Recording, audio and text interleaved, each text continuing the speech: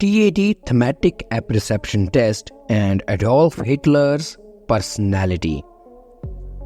दोस्तों, thematic apperception test basically म्यूरे ने दिया था और म्यूरे ने थीमेटिक एप्रिसेप्शन टेस्ट में जो बेसिक चीज़ें बताई थी उसने अनकॉन्शियस को फॉलो करना, यानी अनकॉन्शियस में हमारे क्या क्या चीज़ें चल रही होती हैं, उसमें कौन से पैटर्न्स होते हैं उनको इवैल्यूएट करना, यानी हमारी थॉट्स क्या हैं, ठीक है, हमारे अनकॉन्शियस में हमारी जो पर्सनैलिटी है उसके कौन से फैक्टर्स होते हैं और उसमें जो इमोशनल रिस्पॉन्सेस है, इन तमाम चीज़ों को एक टेस्ट के ज़रिए ही जो है एनालाइज करके किसी भी पर्सनैलिटी के बिहेवियर को फाइनलाइज करना, यानी फाइंड आउट करना, ये थीमेटिक एप्रिसेप्शन टेस्ट का एक बेसिक पर्पस था। थीमेटिक एप्रिसेप्शन टेस्ट में बेसिकली क्लाइंट्स को या पेशेंट को एक किस्म की एक पिक्चर दिखाई जाती है और पिक्चर दिखाने के बाद उससे कहा जाता है कि आपने इस पिक्चर को देखते हुए एक किस्म की स्टोरी बनानी है और वो आपने स्टोरी बतानी है। इसमें जो बेसिक आउटलाइंस दी जाती हैं, यानी जो क्लाइंट्स को इंस्ट्रक्शन दी जाती हैं, उन इंस्ट्रक्शन में कुछ चीज़ें हैं। सबसे पहले किसी भी पार्टिसिपेंट को जो है कुछ मोमेंट के लिए पिक्चर दिखाई जाती है। पिक्चर दिखाने के बाद पार्टिसिपेंट को कहा जाता है कि आपने इससे एक स्टोरी बनानी है।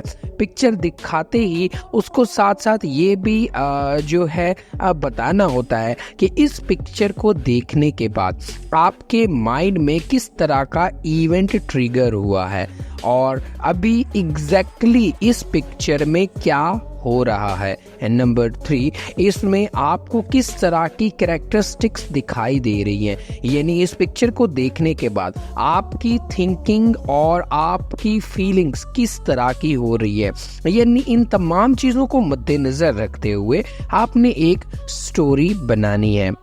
थीमेटिक एप्रिसेप्शन टेस्ट में बेसिकली 31 किस्म की पिक्चर्स होती हैं और इन 31 किस्म के पिक्चर्स में जो 30 कार्ड्स होते हैं उसमें मैन, वुमेन, चिल्ड्रन और डिफरेंट टाइप्स एक मिक्सचर्स, यानी जेंडर और नॉन ह्यूमंस की फिगर्स होती हैं, यानी 30 किस्म के कार्ड्स में पिक्चर्स होती हैं और एक कार्ड जो होता है वो कम्प्लीटली ब्लैंक होता है।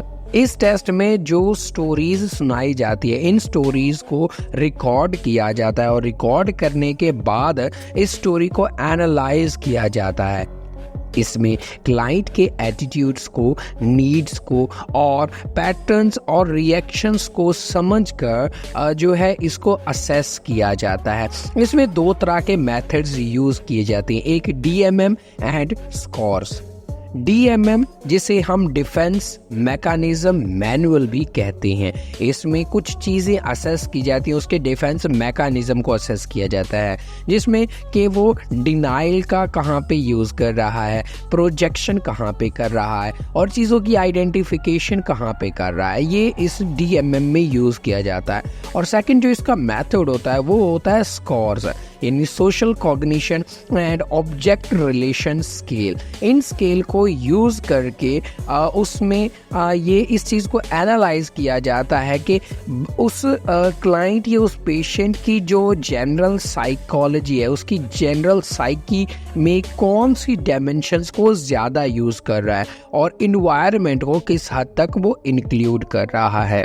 1943 में म्यूरे को जब यानी वर्ल्ड वॉर हो रही थी, तो वर्ल्ड वॉर के दौरान म्यूरे को भी अलाइंड फोर्सेस की मदद करने के लिए उसमें इंक्लूड किया गया। इसमें उसको क्लियरली कहा गया कि आपने एडोल्फ हिटलर की साइकोलॉजिकल मेकअप करना है, यानी एडोल्फ हिटलर की पर्सनैलिटीज़ को आपने मेजर करके एक जो है स्टोरी, यानी एक पर्सनैलिटी कैचअप्स आपने देनी है। तो म्यूरे को जब एडोल्फ हिटलर की जो है पर्सनालिटी को एनालाइज करने के लिए कहा गया तो उसने कुछ हैरत अंगेज चीज़ें बताई।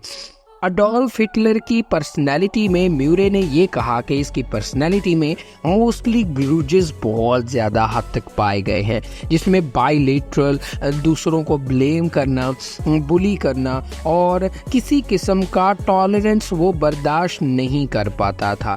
इवन अगर उसके साथ कोई एक जोक कर दे तो उस जोक के मद्दे मुकाबल वो जो है अपने ग्रेटिट्यूड को एक्सप्रेस नहीं कर पाता, बल्कि वो उल्टा उससे रिवेंज लेना स्टार्ट कर देता था।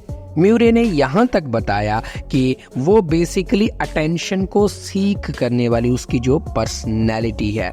अडोल्फ हिटलर ने कुछ और क्वालिटीज़ भी उसकी बताई कि इसकी जो पर्सनैलिटी है वो एक बैलेंस्ड पर्सनैलिटी है, जिसमें स्ट्रॉन्ग सेल्फ ट्रस्ट और स्ट्रॉन्ग सेल्फ विल है। और ये इस वजह से है क्योंकि उसके अंदर जो इमोशन है एक ही तरह का इमोशन है।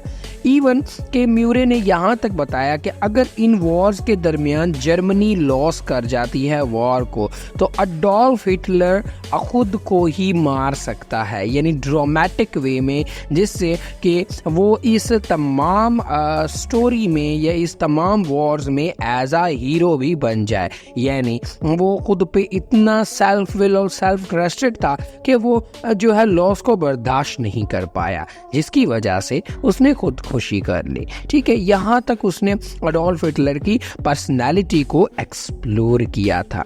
दोस्तों, हेनरी म्यूरे का ये जो किया हुआ काम है साइकोजेनिक नीड्स और पर्सनैलिटी को अंडरस्टैंड करना, ये बहुत ही इम्पॉर्टेंट वर्क है, क्योंकि इसी वर्क की बेसिस पे आप अनकॉन्शियस को इजीली एम्फसाइज कर सकते हो। और क्योंकि इसमें ना सिर्फ अनकॉन्शियस बल्कि इसने बायोलॉजिकल फैक्टर्स को के बारे में भी हमें कंप्लीटली एक डिटेल बताई हुई है। तो थीमेटिक एप्रिसेप्शन एक वाहिद टेस्ट है जो कि अभी तक भी कारगर साबित हो रहा है। सो आई होप आज का टॉपिक आपको क्लियर हुआ होगा। अगर वीडियो आपको पसंद आई हो तो वीडियो को कमेंट, लाइक और सब चैनल को सब्सक्राइब करना ना भूलिएगा। सो मिलते हैं फिर हम नेक्स्ट वीडियो में इसी तरह की नेक्स्ट इन्फॉर्मेशन के साथ। तब तक के लिए बाय बाय।